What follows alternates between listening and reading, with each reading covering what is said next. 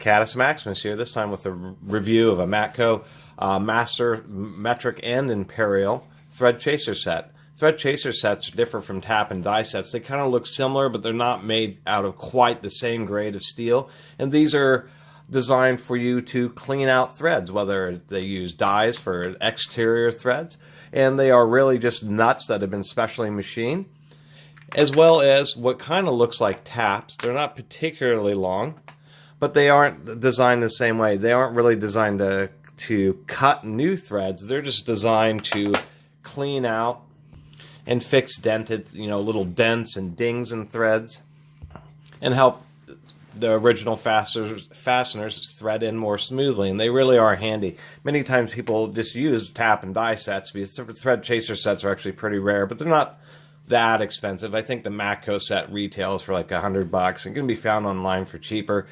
These sets, and this particular one was seems to be some kind of contract manufacturer, but it's an American-made contract manufacturer. It also includes thread files, which are exactly what they sound like. They are special types of files. This set has these little covers, but these are, regular, very hard file steel, but they have all these teeth, and then there's space for specific thread pitches.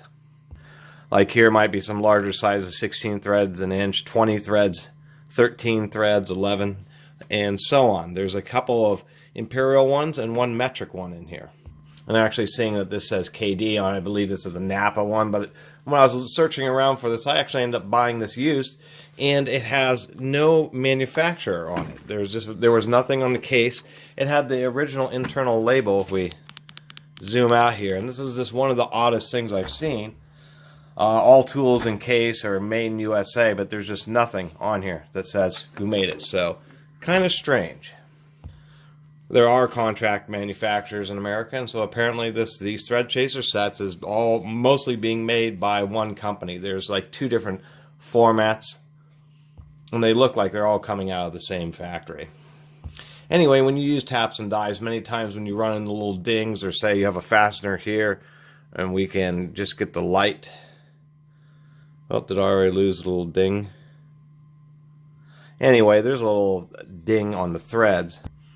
Here we go. You can just see the little flat right there on the threads. And that's what these are for. Say you're doing some kind of precision bolt, or it's just catching really badly.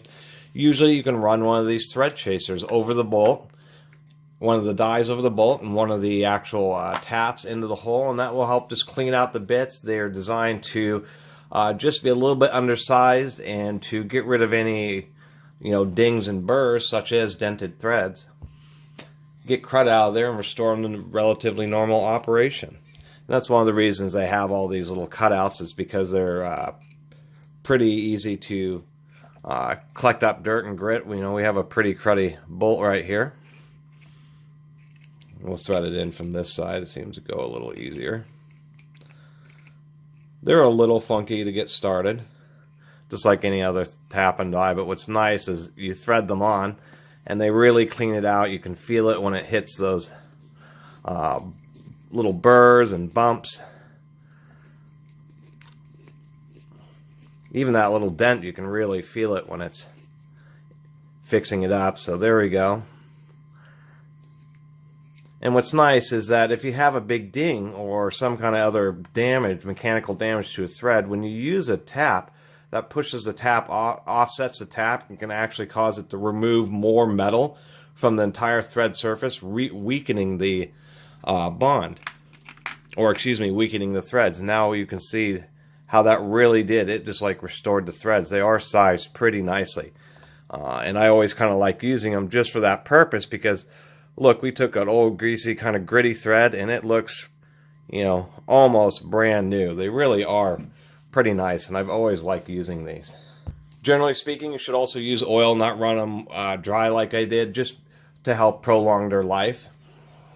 And I should say, I do like the way they color code it. But what we have here is we have silver for coarse thread fractional. We have black for fine thread fractional. And then we have the gold tint, which is gold chromate coating for all the metric ones. It really covers most of the most common sizes, all the way up through 5/8 on the fractional side, and an equivalent size in metric. What do we have here for the largest one? 15 millimeters. So definitely pretty nice set. And I highly recommend them. It makes a lot of projects seem to just go a lot easier. And if you're doing more critical work where you really need good torque specifications, it's really nice to run these fubies. Then you know you're not fighting against a grit or any other kind of stuff. Because remember, if you have a gritty, you know, threads, then you can torque something with the torque wrench, but you're just working the friction against the grit rather than against actual tightening force. And I'm going to find the metric one here. Here we go. This is the metric, and I'll show how these thread files work. Actually, I don't know. Oh, I do. This is a 1 1/4 thread, I believe. What's kind of nice about these thread files is they can also be used as thread checkers, and it goes pretty fine down to 0.8 millimeter thread pitch. This bolt that I have here is a 1 1/4, and we can see how the file, if we can get this, you can see the light disappear. We know that we have just the right size. And then this is exactly how it would work. You'd have it just at a slight angle, and if you had like a really bad ding, you can use the thread file just to get rid of the ding and then run a chaser over it. And I don't use thread files a ton, but they actually are pretty handy. These versus running one of the dies as a fastener, you can just get rid of any kind of big ding, or maybe you're unthreading a fast nut that's on the end of a bolt, and there's some dings. It's really nice just to use the thread file to quickly and easily clean it up. Anyway, that was my review of this Matco Master thread chaser set. I really appreciate everybody watching and subscribing, and if you haven't subscribed, please do. Until next time, Catus Maximus out.